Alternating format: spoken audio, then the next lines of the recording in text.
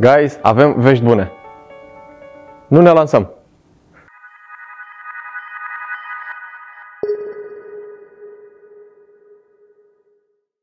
De ce spune că sunt vești bune?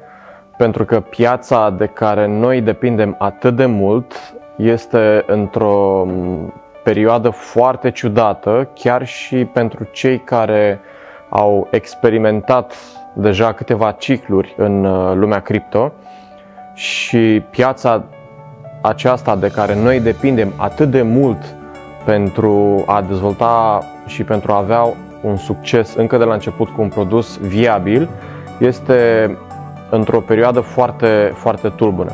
A trecut ceva timp de când ne cunoaștem și oamenii noștri cei mai serioși, investitorii noștri cei mai serioși, sunt oameni capabili să înțeleagă piața și momentele cheie de a face sau de a nu face ceva în momentul respectiv sau în anumite momente cheie. Pentru lansarea INF suntem în discuție cu 3 platforme de IDO. Pașii sunt, cum am spus în AMA-ul anterior, vom avea un IDO pe o platformă foarte, foarte cunoscută, urmând listarea ulterioară. Însă până atunci avem partea de Crypto Exchange pregătită și trebuie să vedem exact momentul prielnic pentru listare. Cristi, cofondatorul nostru, este poate persoana cea mai potrivită din echipă să vă explice cel mai bine cum stă piața. Cristi, ai legătura. Mulțumesc, Alin. După cum bine știți, suntem într-o situație foarte nasoală din punct de vedere al pieței. Nu numai că punctul de vedere macroeconomic ne împinge către o recesiune deja recunoscută și de autoritățile SUA, care bineînțeles se va propaga cu lag către Uniunea Europeană. După cum bine știți, în 2008 la noi recesiunea a apărut chiar la un an după ce economia picase în Statele Unite. Acum au apărut și problemele cu exchange-urile, care practică niște lucruri ilegale, să spunem așa. Pur și simplu, nefiind transparente, s-au jucat cu banii utilizatorilor și acum, după cum bine vedeți, pe piață există o mare neîncredere și pur și simplu asta întrerupe efectiv listarea proiectelor și chiar și investițiile în proiecte, pentru că lumea nu mai știe unde să se uite, la cine să apeleze, ce exchange este mai bun. Și bineînțeles, cele care sunt sus de tot, precum Binance sau Coinbase, sunt foarte greu de accesat și au fee-uri foarte mari pentru listare și pentru marketing. Suntem într-un punct în care putem să evaluăm situația foarte rapid și să lucrăm împreună cu developerii să oferim soluții care rezolvă problemele avute de ceilalți în acest ecosistem. Bineînțeles, după cum bine știți, acum o cerință necesară oricărui exchange este Proof of Funds. Bineînțeles că au apărut soluții deja pe care putem să le integrăm și putem să facem asta destul de rapid. Acum, ca să privim și luminița de la capătul tunelului, de obicei partea asta de bear market și momentele în care piața este scăzută și avem această volatilitate, este momentul cel mai bun pentru a fi în această industrie. De-a lungul timpului ni s-a demonstrat că cine a intrat într-un astfel de moment al pieței a avut de câștigat dacă are răbdare cel puțin 2-3 ani. Asta este important de văzut. Suntem la momentul bun, avem toate resursele necesare să putem să construim în continuare și să fim chiar un pilon în industria aceasta și să facem această legătură dintre digital assets și cripto să lucreze cât mai bine și cât mai ok pentru utilizatorul de rând. Am pus securitatea pe primul loc și o să se vadă asta în aplicația finală. Mulțumim, Cristi. Cred că acum avem o situație și mai clară asupra pieței și asupra ceea ce se întâmplă. Mai departe, Peter, cofondator și CEO, va face un update cu privire la aspectele pieței din acest moment. Peter, și tu ai legătura. Alin, mulțumesc. Da, avem o veste bună. Vestea bună este că am decis să avem grijă, maximă grijă de fondurile care le-ați investit în proiectul nostru. Nu este ușor. Construim un proiect pe termen lung, nu un proiect în care să facem flip acum. Riscul major este similar cu ceea ce s-a întâmplat în 2008.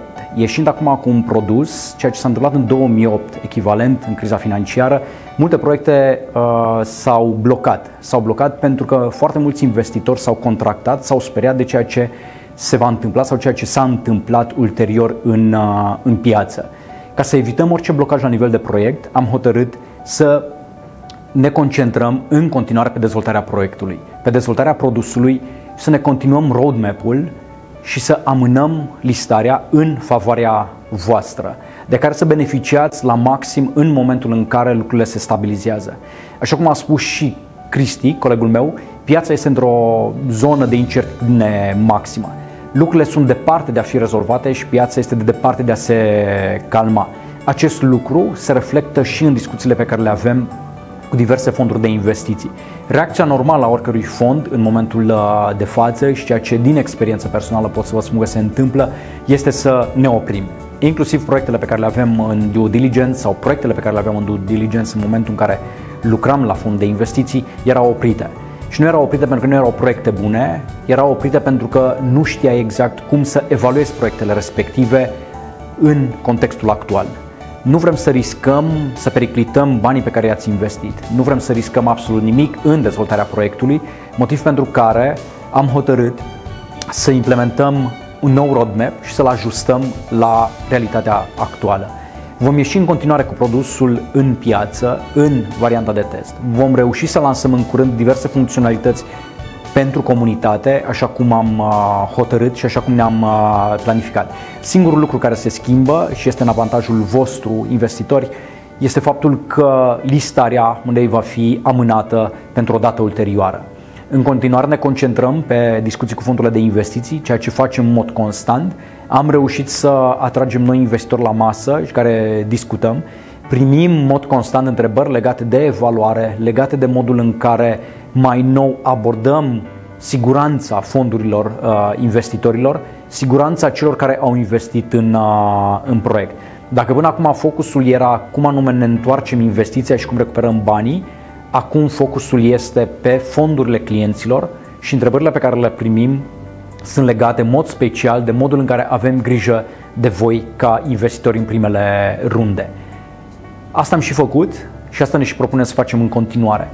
Timeline-ul nostru în ceea ce privește produsul rămâne în picioare, mergem în continuare cu el și cu partea de release în zona de test, în zona în care veți putea consulta investiția și să vedeți exact unde sunteți din punct de vedere al staking-ului, urmând ca anul viitor în primele 2 trimestre să avem produsul lansat din nou într-o variantă upgradată și să ne menținem timeline-ul de a lansa produsul în noiembrie. Deja suntem în discuții avansate cu Mastercard în ceea ce privește interoperabilitatea celor două sisteme și am mai adăugat încă o funcție foarte importantă, Mambu, care este soluția de core banking, unde deja avem întâlniri frecvente cu ei și avem o echipă constantă care lucrează pe procesul de integrare și partea de evaluare a ceea ce presupune din punct de vedere al efortului.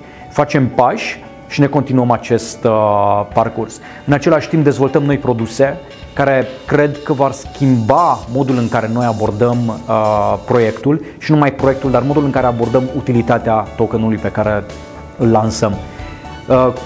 Discuțiile legate cu Ernst & Young și cu alți jucători în piață în care mergem către zona de a tokeniza punctele de loialitate. Imaginați-vă cât de ușor o să vă fie să folosiți puncte de la MOL, OMV sau alte benzinării și să le folosiți la Pick & Kloppenburg, să vă cumpărați tricoul drag. Asta este genul de produs la care lucrăm. Asta este genul de inovație pe care o propunem și pe care propunem numai pieței, dar vă propunem vouă ca investitori să aveți răbdare cu noi. Pot să vă spun că după orice ciclu de cădere, economia funcționează cât se poate de normal. O să vină o perioadă de creștere. Sunt convins că toată perioada asta de creștere care urmează o să dureze și o să beneficiem la maxim de ea. Ceea ce este important pentru noi este să fim pregătiți pentru acel moment și ceea ce putem să vă promitem este vestea bună pe care vă dă Alin. Vă promitem un produs excepțional de care să nu vă pare rău că ați investit și că ați fost alături de noi. Alin, de aici poți să preiei tu legătura. Mulțumesc! Mulțumim, Peter! După cum spuneam încă de la început, vești bune pentru noi. Chiar dacă nu este cea mai fericită situație la nivel global, avem toată încrederea că aceasta își va reveni și bineînțeles că nimeni nu va ști când este bottom-ul și momentul prielnic pentru listare. Putem doar să presupunem, să estimăm o perioadă cât mai bună pentru listarea monedei. Listarea este amânată nu cu mult, este o mică amânare și cu siguranță veți ști din timp momentul în care vom avea IDO-ul, pe ce platformă și de asemenea exchange-ul pe care ne vom lista și veți fi anunțați cu toții din timp, veți ști cu toții și veți fi la curent cu absolut tot ce se întâmplă în proiectul nostru și în proiectul vostru. Vă mulțumesc! Psst! Cristi sunt! Mai am o surpriză pentru voi. Pe 30 noiembrie, în timpul Lama, o să vă prezentăm platforma de vesting. Imediat după, va fi live, astfel încât orice investitor o să poată să-și verifice investiția.